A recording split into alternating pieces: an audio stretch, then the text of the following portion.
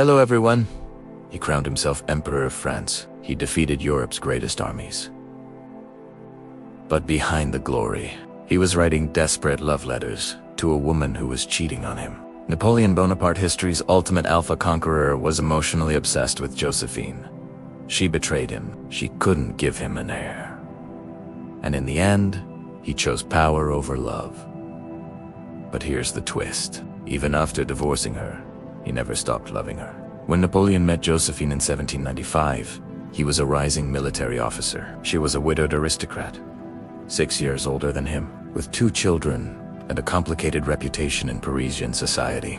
She had survived the reign of terror during the French Revolution. She understood power, survival, influence.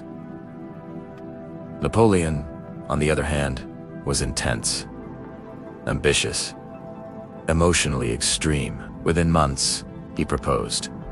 Friends warned him, but he didn't care. He was already obsessed. When Napoleon left to command the army of Italy, he wrote Josephine constantly. The letters were not calm. They were desperate. "I cannot exist without you." He accused her of not loving him enough. He begged for reassurance. He demanded loyalty.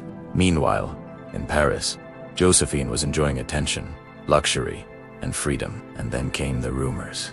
Josephine was reportedly involved with a young officer named Hippolyte Charles.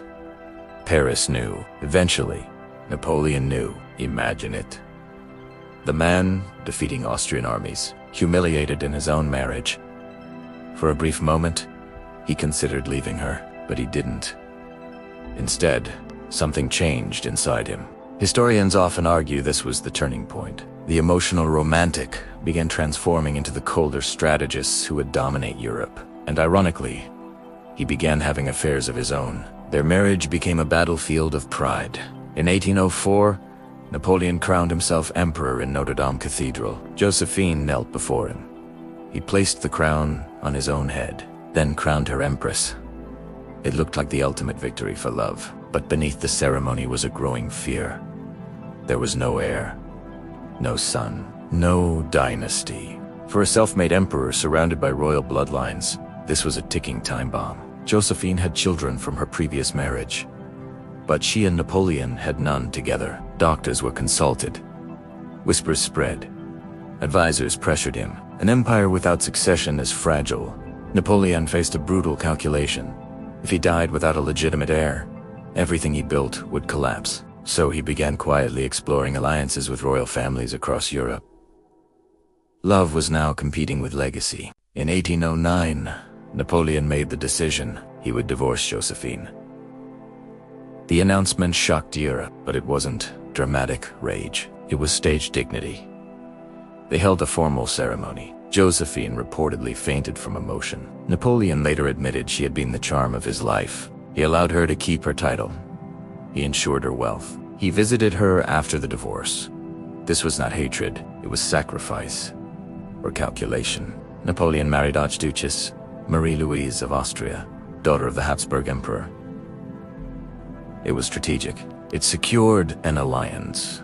And in 1811, she gave birth to his son, Napoleon II. The dynasty was secured, but insiders noted something strange. The passion was gone.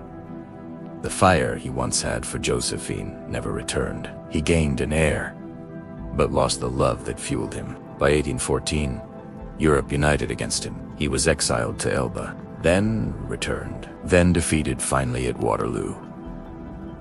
Exiled again. This time permanently, on the remote island of St. Helena.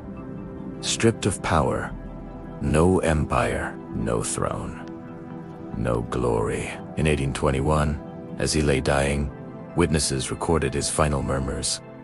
France, army. Head of the army, Josephine.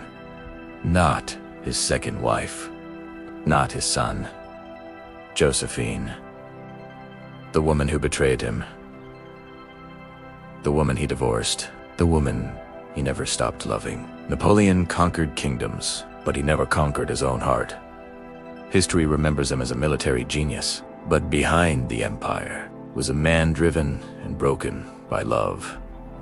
And perhaps That was his greatest battle of all. Thanks for watching, and don't forget to subscribe for more history.